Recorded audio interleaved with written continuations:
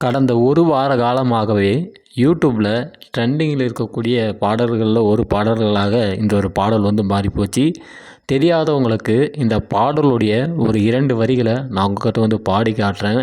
கேளுங்க, தெரியாதவங்க மட்டும். தூத்துக்குடி கொத்தனாரு தூக்கி போட்டு குத்தனாரு, வெத்தலைக்கு தேவை சுண்ணாம்பு, வெட்டியாக இருந்தால் வந்து பம்பு செட்டில் பம்பில் வந்து பம்படி. அதே மாதிரி பார்த்தோம் அப்படின்னா என்னது பக்கத்தில் பாம்பு படுக்க போட்டு பம்பு செட்டில் பம்படி அப்படின்னு சொல்லிட்டு பயங்கரமான வரிகளோட ஒரு பாடல் வந்து யூடியூப்பில் வந்து ரிலீஸ் ஆகிருக்கு. இந்த பாடல்களில் வந்து எந்தெந்த சேனல்லாம் வந்து ரிலீஸ் பண்ணியிருக்காங்களோ அந்த சேனல்லாம் போய் பார்த்தோம் அப்படின்னா வியூஸ் எல்லாமே வந்து பிச்சுக்குது. பயங்கரமான வார்த்தைகள், பயங்கரமான வசனங்கள், பயங்கரமான இசை அப்படின்னு சொல்லிட்டு பயங்கரமாக பார்த்தீங்கன்னா இந்த பாடல் வந்து யூடியூப்பில் வந்து ட்ரெண்டிங்கில் வந்து போயிட்டுருக்கு. இந்த பாடலை வந்து பாடினது யார் அப்படின்னு பார்த்தோம் அப்படின்னா எல்லாரும் வந்து என்ன சொல்கிறாங்க அப்படின்னா அனிருத் தான் வந்து மியூசிக் வந்து போட்டார். அனிருத் வந்து வேறு மாதிரி வந்து பாத்ரூம் சாங்கை வந்து ரிலீஸ் பண்ணியிருக்காரு. அதாவது நம்ம சிம்பு வந்து ஒரு பீப் சாங் வந்து ஒன்று ரிலீஸ் பண்ணியிருப்பார், பாத்ரூமில் பாடின பாட்டு.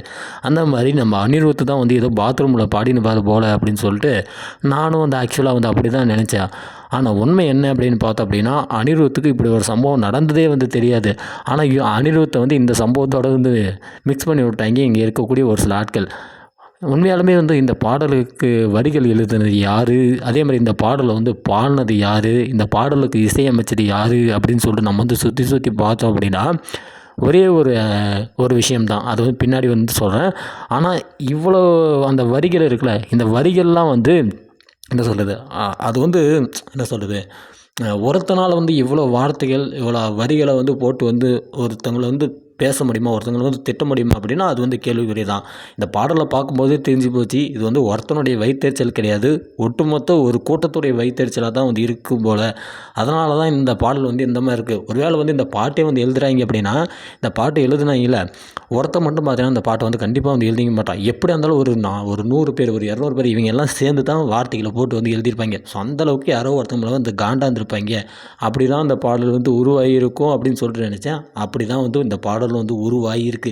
எப்படி உருவாயிச்சு அப்படின்னா உங்கள் எல்லாருக்குமே வந்து தெரிஞ்சிருக்கும். என்னடா இவன் திரும்ப வந்து ஆரம்பத்துலேருந்து ஆரம்பிக்கிறான்னு நினைக்காதீங்க. விஜய் குட்டிமா அப்படின்னு சொல்லிட்டு ஒரு பயங்கரமான ஒரு 18+ ஒரு கேவலமான ஒரு யூடியூபர் பார்த்தீங்கன்னா இருக்காங்க. பார்க்குறதுக்கே என்ன சொல்கிறது, உருவ கேலி செய்கிறேன்னு சொல்லிட்டு வந்து நம்மளை சொல்லிவிடுவாங்க. அந்த அக்காவை பற்றி நான் வந்து பெருசாக வந்து சொல்ல தேவையில்ல. நீங்களே வந்து அவங்கள வந்து நல்லா பார்த்துருப்பீங்க. அதேமாதிரி அவங்க பேசக்கூடிய அந்த வார்த்தைகளை கண்டிப்பாக வந்து கேட்டிருப்பீங்க. அவங்க யூடியூப் சேனலில் பச்சை பச்சையாக பேசுகிறதா இருக்கட்டும், அசிங்கமாக பேசுகிறதா இருக்கட்டும், எல்லாத்தையும் நீங்கள் எல்லாருமே வந்து கண்டிப்பாக வந்து பார்த்துருப்பீங்க, கேட்டிருப்பீங்க. ஸோ இப்படி இருக்கும்போது நம்ம வந்து சொன்னோம் அப்படின்னா என் விஜய் குட்டி மாவையாடா நீ வந்து இமிட்டேட் பண்ணுற, அவங்களையாடா அசிங்கப்படுத்துகிற, கேவலப்படுத்துறீங்கன்னு சொல்லிட்டு எங்கிட்டே வந்து நீங்கள் வந்து சண்டைக்கு வந்தாலும் வருவீங்க. உங்களுடைய அந்த கோவத்துக்கு நான் வந்து ஆளாக விரும்பலை. ஏன் அப்படின்னா நானும் ஒரு விஜய் குட்டிமாவுடைய பிக்கஸ்ட் ஃபேனாக தான் இருக்கிறேன். ஸோ விஜய் குட்டிமா அவர்களை தான் வந்து அவங்களுடைய ஃபேன்ஸ் அவங்க வந்து என்ன பண்ணியிருக்காங்க அப்படின்னா கமெண்ட் செக்ஷனில் வந்து அவங்கள வந்து பாராட்டி தள்ளியிருக்காங்க. ஸோ அவங்கள அந்த பாராட்டி தள்ளின அந்த வார்த்தைகளை வச்சு பார்த்தீங்கன்னா ஒருத்தர் வந்து பாடலை வந்து மேக் பண்ணியிருக்காரு. யார் வந்து பாடலை மேக் பண்ணுது அப்படின்னு பார்த்தோம் அப்படின்னா யாருமே கிடையாது. நோ கம்போசர், நோ சிங்கர், இவங்க யாருமே வந்து கிடையாது. மியூசிக் டைரக்டர் அப்படின்னு சொல்லிட்டு எவனுமே வந்து கிடையாது. ஒரே ஒரு ஆப் தான், சுனோ அப்படின்னு சொல்லிட்டு ஒரு ஏஐ ஆப் இருக்குது. ஸோ இந்த ஏஐ ஆப்பில் தான் பார்த்திங்கன்னா இந்த பாடல் வந்து மேக் செய்யப்படப்பட்டிருக்கு. அந்த மாதிரி வந்து ஒரு குறிப்பிட்ட கமெண்ட் செக்ஷன்லாம் வந்து செலக்ட் பண்ணி அப்படியே பார்த்திங்கன்னா அந்த ஆப்பில் வந்து பேஸ்ட் பண்ணியிருக்காங்க.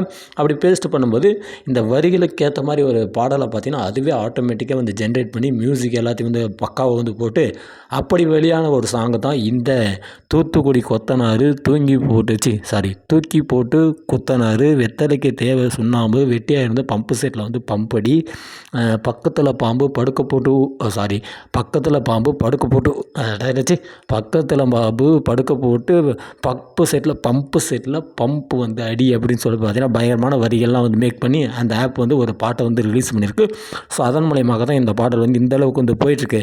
ஆக்சுவலாக இந்த பாடல் அப்படின்னு பார்க்கும்போது என்ன சொல்கிறது, வன்மங்கள், ஒட்டுமொத்தமாக வந்து வன்மங்கள் தான், இல்லைன்னுலாம் வந்து சொல்ல முடியாது. அவங்கள வந்து திட்டுறாங்க அப்படின்னா அவங்க மேலே இருக்கிற அந்த காண்டு, வயிற்றெரிச்சல் எல்லாத்துலேயும் சேர்ந்து தான் பார்த்தீங்கன்னா அவங்கள வந்து திட்டுறாங்க. அவங்க வந்து என்ன சொல்கிறது, ஒரு பயங்கரமான ஒரு ரிச்சான ஒரு இடத்துல இருக்கிறாங்க, பெரிய சாதனைகளை வந்து பண்ணிட்டாங்க. அவங்க வந்து என்ன சொல்கிறது, இது வந்து நல்லாவே இருக்கக்கூடாது, இது நாசமாக தான் போகணும்.